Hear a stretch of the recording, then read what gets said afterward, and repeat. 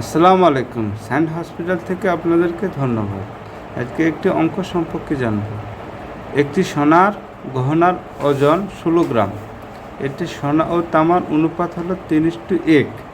এতে কত গ্রাম সোনা মিশালে অনুপাত 4:1 হবে? উত্তর হবে 3, ঘয়ে দেওয়া আছে 8, গয়ে দেওয়া আছে 6, ঘয়ে দেওয়া আছে 4। তাহলে উত্তর কোনটা আসবে আপনার? তাহলে অনুপাতের যোগফল, অনুপাত যেহেতু আমাদের 3:1 দেওয়া আছে, 3:1 দেওয়া আছে, তাহলে অনুপাতের যোগফল হলো 4। তাহলে গহনাতে সোনার পরিমাণ 16 এর 3/4, তাহলে 12 গ্রাম। তামার পরিমাণ 16 এর 1/4 অর্থাৎ 4 গ্রাম। তাহলে এখানে আপনাদের যে কত গ্রাম সোনা, তাহলে কী মিশাইতে হবে? সোনা মিশালে অনুপাত হবে, তাহলে সোনা মিশাইতে হবে আপনার। মনে করি 1 গ্রাম সোনা মিশালে এর অনুপাত হবে 4:1। তাহলে আপনার হচ্ছে 12 + x/4, তাহলে 4:1।